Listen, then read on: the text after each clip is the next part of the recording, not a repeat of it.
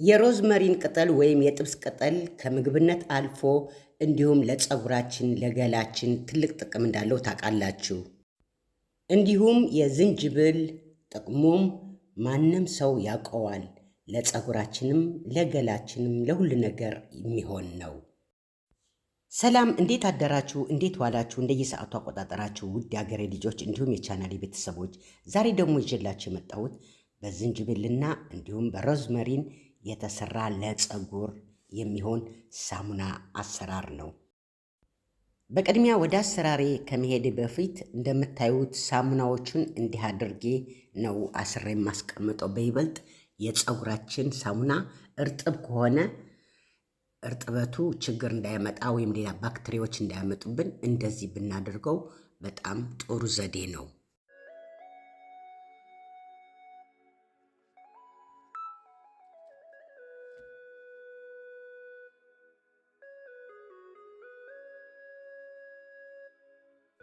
ይህንን ሳሙና ለመስራት የበቃሁት ያው በራሴው ፀጉር ችግሮች ምክንያት በጣም ብዙ ጥቅም ያለው ሳሙና ስለሆነ ሰርታችሁ ተጠቀሙ። በእውነት ታመሰግኑኛላችሁ።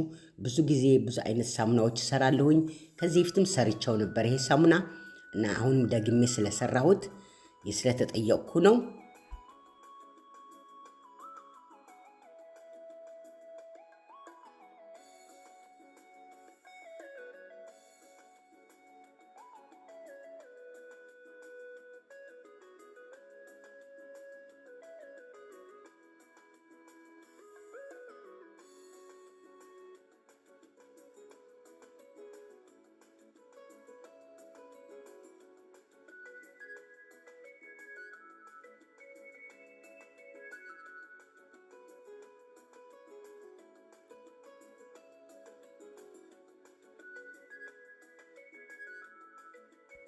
እንደምናውቀው ሁላችን ጊዜ የለንም።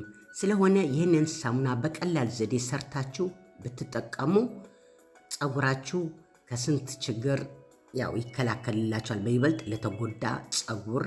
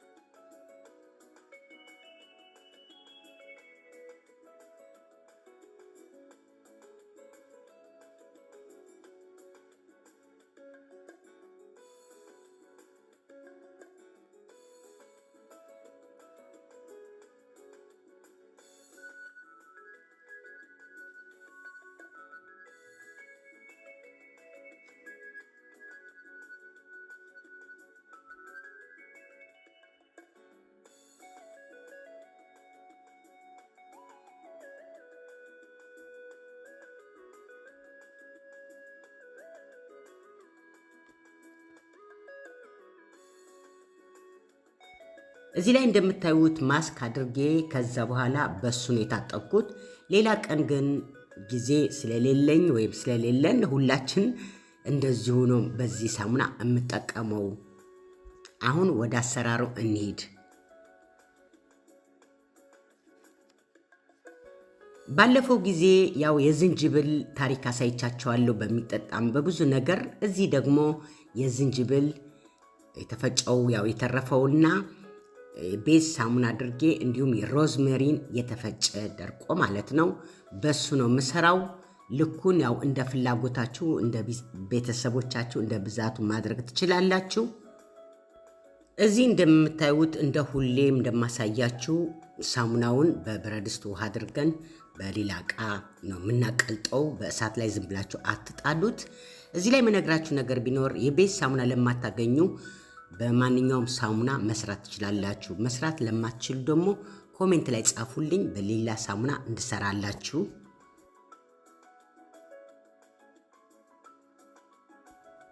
እዚህ ላይ ሳሙናው ከቀለጠ በኋላ የሮዝመሪን ወይም የጥብስ ቅጠል የደረቀውን እየጨመርን እናማስለዋለን።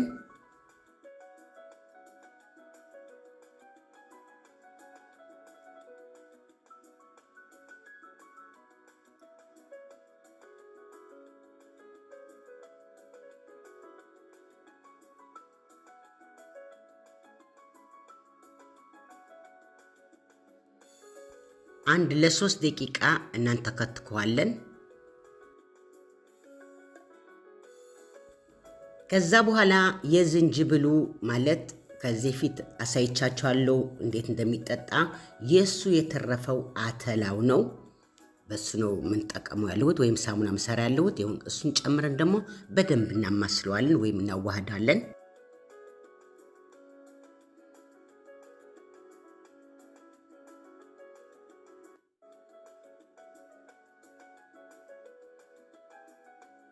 በደንብ ከተዋሃደ በኋላ እቃችን ላይ እናደርጋለን። እዚህ ላይ የምነግራችሁ ነገር ቢኖር ሁሌ እንደምለው በላስቲክ እቃ ላይ ነው ማድረግ ያለባችሁ።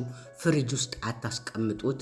አሁን ሙቀት ስለሆነ ቀዝቀዝ ያለ ቦታ ለአንድ ቀን ወይም ለ2 ቀን ታስቀምጡታላችሁ። ምክንያቱም እንዳየሩ ጸባይ ነው ለማለት ነው።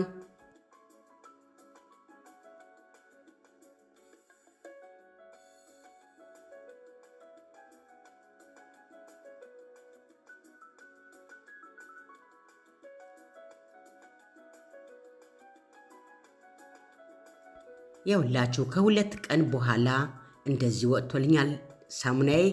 ይሄ ሳሙና የሚጠቅመው ለፎረፈር ላለባችሁ፣ የፀጉር ችግር ላለባችሁ፣ ድርቀት የደረቀ ፀጉር ለማለት ነው፣ የሚሰባበር ፀጉር፣ እንዲሁም ደግሞ ለሚያሳክካችሁ፣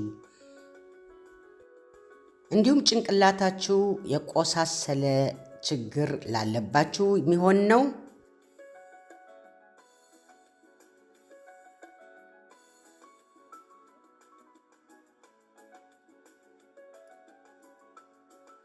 የሁላችሁ ይሄ መሰለ ሳሙና ሰርተናል። ጊዜያችሁን ወስዳችሁ ለምትመለከቱልኝ እጅግ በጣም አመሰግናለሁ። አብሮነታችሁ አይለየኝ እላለሁኝ። ተጠቅማችሁ ደግሞ ኮሜንት ላይ ጻፉልኝ። በጣም የሚጠቅም ሳሙና ነው። ለልጆችም መጠቀም ትችላላችሁ። እና አዲስ ለምትመጡ ደግሞ እንኳን ደህና መጣችሁ። ዩቲዩቤን ሰብስክራይብ በማድረግ አበረታቱኝ። አዲስ ነገር ለመስራት ደግሞ እንሞክራለን። ሌላ ነገሮች ካላችሁ ጥያቄም ካላችሁ ኮሜንት ላይ አስፍሩልኝ፣ ለመመለስ እሞክራለሁኝ። በሌላ ቪዲዮ እስከምንገናኝ ድረስ መልካሙን ቀን መልካሙን ጊዜ እመኝላችኋለሁ። ሰላምን ለአገራችን፣ ሰላም ለዓለማችን። በያላችሁበት ሰላም ሁኑልኝ። ቻው ቻው።